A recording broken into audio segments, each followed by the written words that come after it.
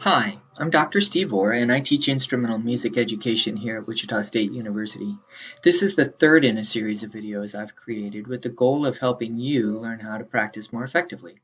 In Lesson 2, we emphasized the need for repetition, the 7 plus or minus 2 rule of working memory, and the need to simplify when practicing. Today, we'll use what we know about learning and take it up a notch.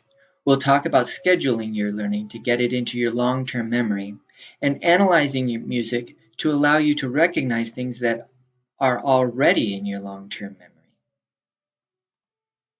So, how do you move things from your working memory into your long-term memory? Well, have you ever practiced something enough to sound good, and then when you played it a few days later, it sounded just as bad as it did the first time you started to play it? Well, that's because one of those practice sessions doesn't make those neural pathways strong enough to stay in your long-term memory. Simply put, your fingers forgot what to do. This is where scheduling comes in. We all know that as time moves on, we can start to forget what we've learned. In order to make those memories strong, you need to review what you practiced before the forget factor creeps in. You've experienced scheduling when you learned to ride a bike. Do you remember those first few days when you rode often? The shorter the period between the bike rides, the less wobbly you were and the less practice you needed to get steady again. But when many non-bike days would go by, it would take longer to get used to. After a few consistent weeks of bike riding, you were steady as soon as you got on the bike. Now, even after months go by, your body can remember what to do. That's why we now have that old saying that says it's just like riding a bike. In other words, the new skill is in your long-term memory. So here's the point.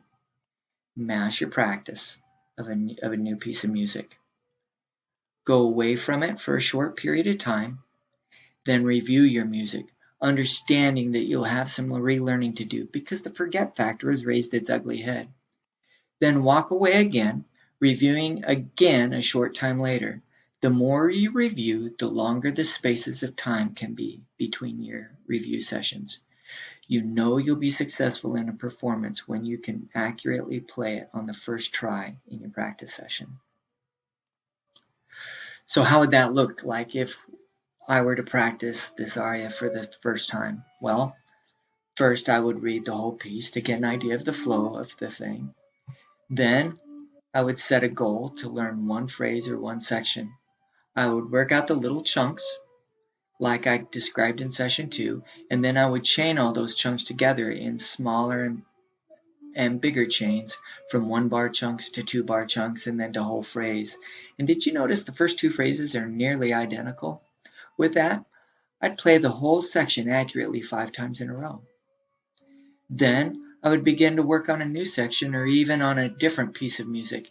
After a few minutes, I'd come back to the first section and review it a few more times with the goal of playing that section accurately 5 times in a row. The next day, I'd do it again and add a few more phrases. For example, I may work out the section from the second ending to the measure 25 or 33. Again, I would leave after 5 good repetitions.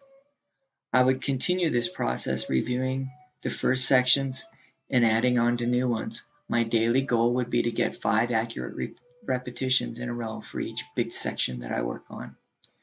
When I can play one section accurately on the very first attempt of the day, I know that it has begun to work its way into my long-term memory. Then I can stretch it out and not practice it every day. I may let 2 or 3 days go by before I review it. After a while, I'll be able to go months or even years without having to practice this. There's one more strategy that I think could help you a great deal. If you want to learn it quickly, you need to look at how a piece is constructed. You know that composers make their music using scales and arpeggios, so learn them.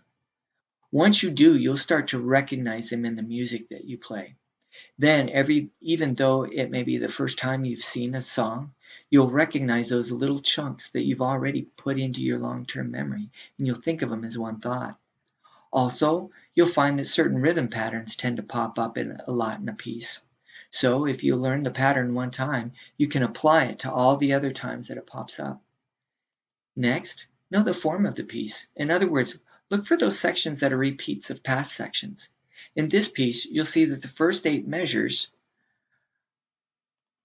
are repeated with a slight variation at the end, like we saw in the last slide. It's repeated 3 more times throughout the whole piece. So you'll realize that if you learn those first 8 measures, you've basically learned half the song. Finally, when you first get a piece, look for those spots that have challenges that you don't recognize. Those are the spots you'll need to practice. You don't need to practice the stuff you can already play.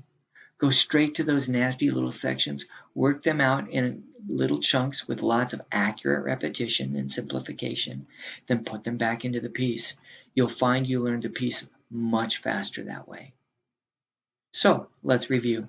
In lesson 2, we learned the value of lots of accurate repetition and the importance of working on small bits of music at a time in order to not overload your brain. You know, the 7 plus or minus 2 rule. We covered 2 more topics in this lesson. First, the importance of you to be aware of the forget factor and gradually schedule your learning. Practice a lot on new things with short intervals of time between rehearsals. Then gradually lengthen the time between your practice of the new skill or the song. You'll know you've got it when you can play it perfectly on the first try. The second big thought of the day is to analyze your music.